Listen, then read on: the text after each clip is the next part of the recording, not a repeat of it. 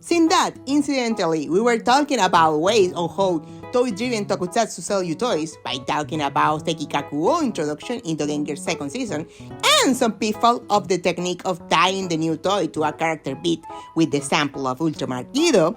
I would like to point out this technique wasn't always the obvious way to do that. But you need to go way back in time to get an example of this. At the 80s Sentai, they used this technique quite a lot, with literal arcs only dedicated to find or build or test the new accessory. The difference is that the more you go back in time, you can find them trying to sell you one toy. One.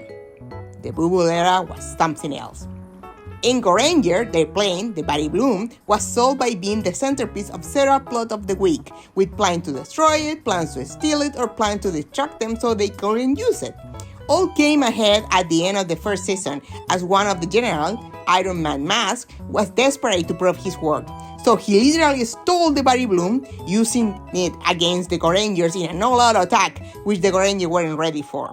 So, Aurenja, the official pilot of the ship, had to come with the difficult decision of using the automatic pilot of the Body Bloom and crash it with the general inside, ending the Body Bloom tenure in a tragic way. And then their mentor, General Boss, present the replacement, the Body Dorin.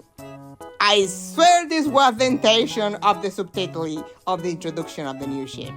By the way, the Body Dorin looks a lot like a better toy with retractable wings and a mini terrestrial self called the Body Tank, but the introduction was so sudden. If I were younger and living in the 70s, I would get a tiny bit angry that they didn't let me mourn the ship for more than 5 minutes before trying to sell me something else. But they did. They did. And 50 years later, it's hilarious.